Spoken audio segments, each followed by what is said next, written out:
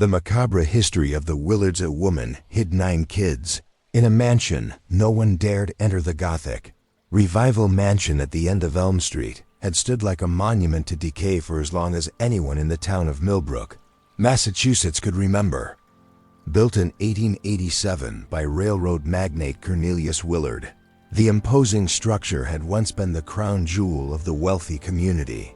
But by 2019, it had become something far more sinister, a place that local children dared each other to approach. On Halloween night, and adults crossed the street to avoid passing too closely. The discovery that would finally expose the terrible secret hidden within the Willard Mansion came not through investigation or courage, but through the simple failure of outdated plumbing. On a bitter February morning in 2019, Water Department technician Miguel Santos had been called to investigate reports of a burst pipe that was flooding the basement of a neighboring property. But when he traced the source of the water, he found himself confronting a mystery that had been festering in plain sight for over 3 decades. The water was coming from the Willard Mansion, a building that, according to city records, had been abandoned since 1985 following the death of its last known resident, Evelyn Willard. But the evidence of recent habitation was unmistakable, not just the functioning plumbing, but wisps of smoke from several chimneys, the faint glow of lights behind heavy curtains, and most disturbing of all, the brief glimpse of pale faces watching him from upper-story windows before quickly disappearing from view. Santos's report to local authorities triggered the first official investigation of the Willard property in over 30 years, revealing that what the town had assumed was an empty monument to faded wealth had actually been housing a secret that would challenge everything they thought they knew about their quiet community and the family that had shaped its history for over a century. The mansion itself was a testament to both architectural grandeur and systematic neglect. The exterior showed decades of deferred maintenance, with peeling paint, broken shutters, and gardens that had grown wild and overgrown. But the interior revealed clear evidence of ongoing habitation, with furnished rooms, well-stocked pantries, and living spaces that had been maintained and occupied. Despite the building's external appearance of abandonment, but perhaps most shocking, was the discovery of 9 individuals living within the mansion's 37 rooms. People ranging in age from 15 to 45, who appeared to have been concealed there for their entire lives. Hidden from the outside world by a woman who claimed to be their protector, but who had systematically isolated them from any contact with normal society. The woman who emerged to greet the investigating officers identified herself as Martha Willard, claiming to be Evelyn's younger sister who had been caring for the family property since her sibling's death. But examination of public records revealed no documentation of Martha's existence, no birth certificate, no social security number, and no evidence that she had ever legally existed beyond the walls of the Willard Mansion. The 9 individuals living with Martha presented an even more complex puzzle. They appeared to be a family unit, with ages suggesting they could be siblings or cousins, but their physical characteristics indicated diverse ethnic backgrounds that made biological relationships unlikely. They dressed in clothing that appeared to be handmade from materials that were decades out of style, and they moved through the mansion with the careful silence of people who had been trained to avoid making noise that might attract outside attention. Most disturbing was their reaction to the presence of law enforcement officers. Rather than showing curiosity about the outside world or relief at potential rescue, they displayed terror at the intrusion of strangers into their carefully controlled environment.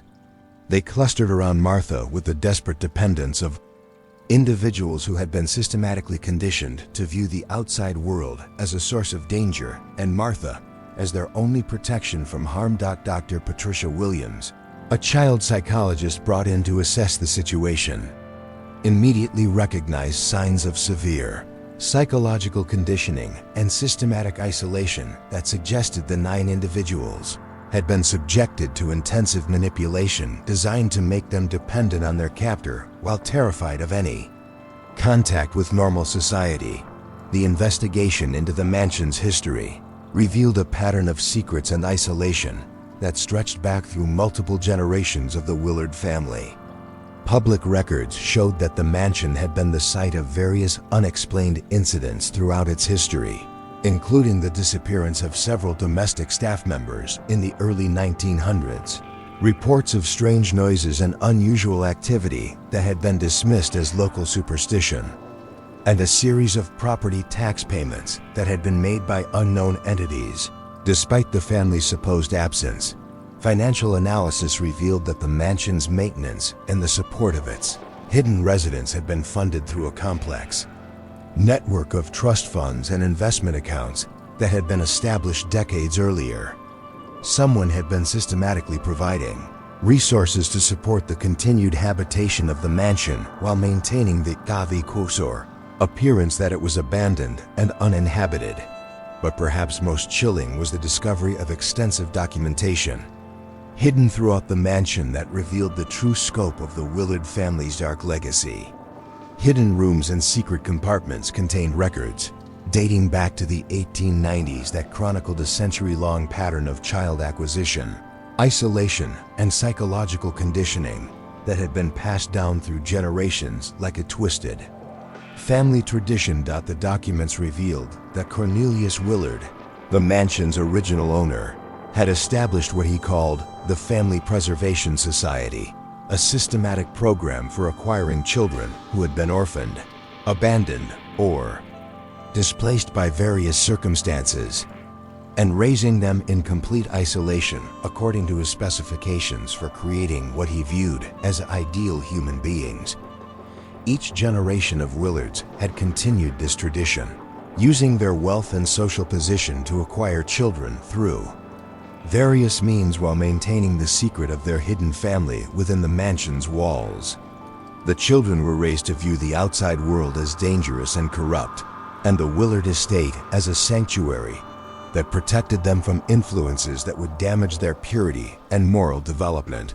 Martha Willard, when finally interviewed by authorities, revealed herself to be the latest in this generational chain of guardians, carrying forward a family mission that she genuinely believed was necessary for protecting innocent children from a world that would exploit or corrupt them. She had been raised within the same system of isolation and conditioning, emerging only when necessary to acquire supplies or handle business matters while maintaining the secret of the hidden family that depended on her protection.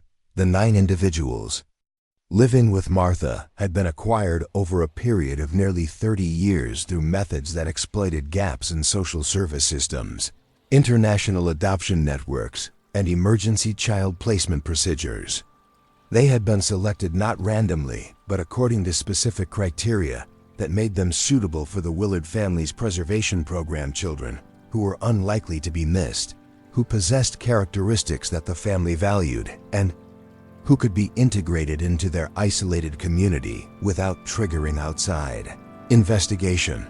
But investigation into the children's backgrounds revealed that their acquisition had not been as benign as Martha claimed. Several appeared to match descriptions of children who had been reported missing from various locations over the decades, but whose cases had gone cold due to jurisdictional complications, inadequate investigation, or deliberate misdirection by individuals with resources and connections. The psychological conditioning that the children had undergone was revealed to be systematic and sophisticated, involving techniques that had been refined over generations of practice by the Willard family. They had been trained from early childhood to suppress individual desires and autonomous thinking in favor of collective dependence on their guardian and absolute loyalty to the family mission of preservation and protection.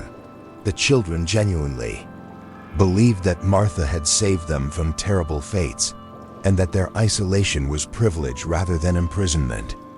They had been taught that the outside world was filled with violence, exploitation, and moral corruption that would destroy their innocence and purity if they were exposed to normal social contact. Dr. Williams's psychological evaluations revealed that the conditioning had been so complete that the children were incapable of imagining alternatives to their isolated existence. They viewed Martha not as a captor but as a savior, and the mansion not as a prison, but as a sanctuary that protected them from the chaos and danger of modern society. As authorities attempted to understand the scope of the Willard family's impact on the children they had hidden for generations, they realized they were confronting a case that challenged fundamental assumptions about child welfare, family structure, and the relationship between protection and imprisonment. The mansion that had stood as a symbol of decay and abandonment was revealed to be a carefully maintained facility for systematic child isolation and psychological conditioning that had operated continuously for over a century. Hidden in plain sight within a community that had chosen to look away rather than investigate the truth behind their local haunted house.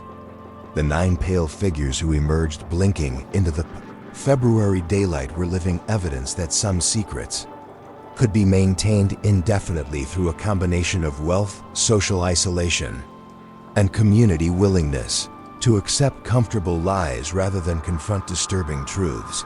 The federal investigation that followed the discovery of the hidden Willard family would reveal one of the most sophisticated and long-running cases of systematic child exploitation in American history, exposing how a combination of wealth, social position, and community complicity had allowed multiple generations to conduct a century-long experiment in human isolation and psychological control. FBI Special Agent Sarah Martinez, who assumed control of the investigation in March 2019, discovered that the Willard family's child preservation program was far more extensive and organized than initial investigations had revealed.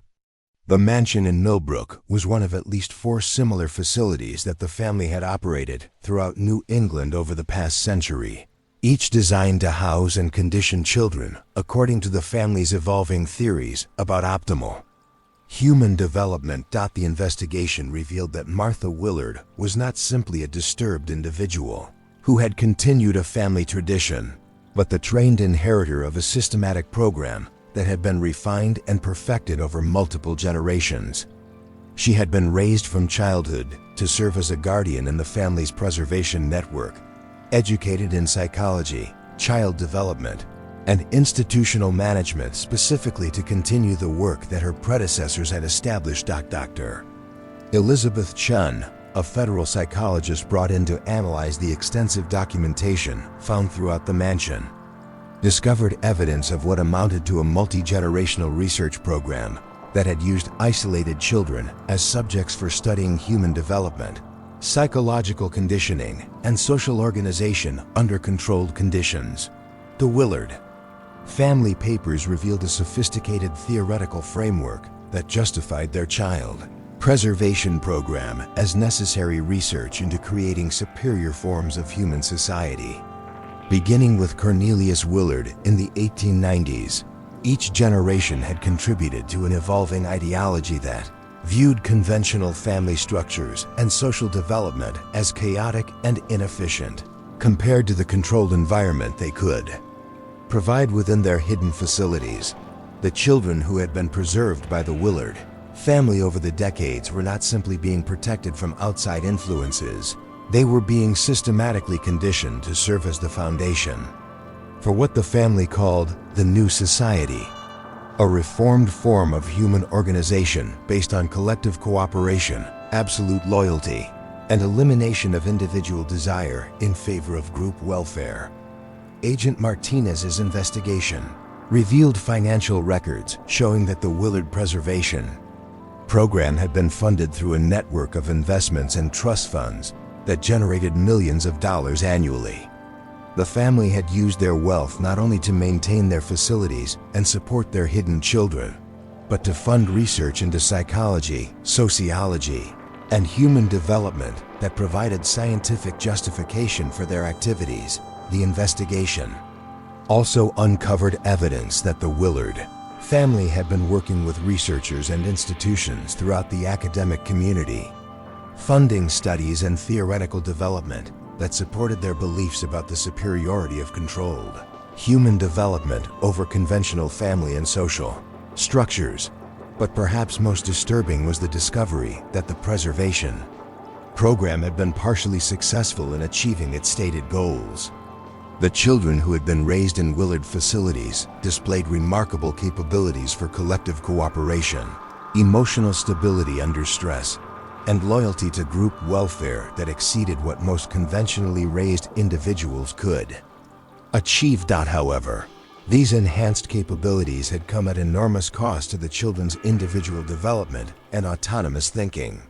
They were incapable of making independent decisions, forming personal relationships based on individual choice, or conceiving of their own interests as separate from the collective welfare of their preserved family. Dr. Chun's psychological evaluations revealed that the Willard conditioning had created individuals who were simultaneously more and less than normal human beings, enhanced in their capacity for group cooperation and emotional control, but devastated in their ability to function as autonomous individuals with personal rights and interests.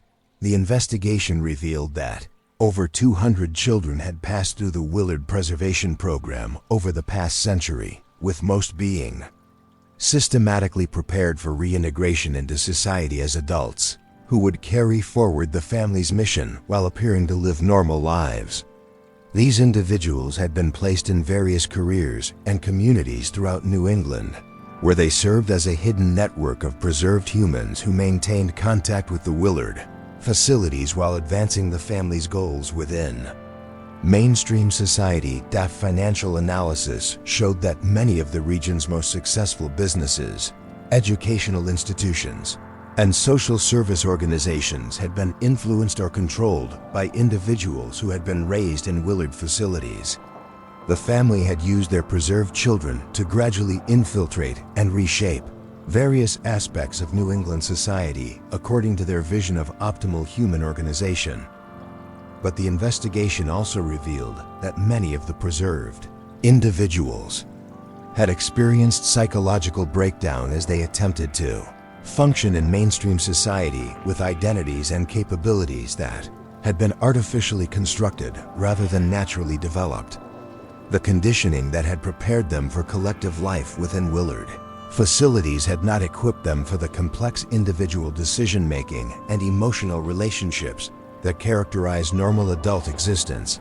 Martha Willard, when subjected to comprehensive psychological evaluation, was revealed to be both a victim and perpetrator of the family's preservation system. She had been raised from childhood within the same isolation and conditioning that she had imposed on the 9 children under her care, making her genuinely incapable of understanding the harm that her family's program caused to its subjects. Dr. Chun's analysis revealed that Martha's entire identity and sense of purpose was built around her role as a guardian in the preservation program.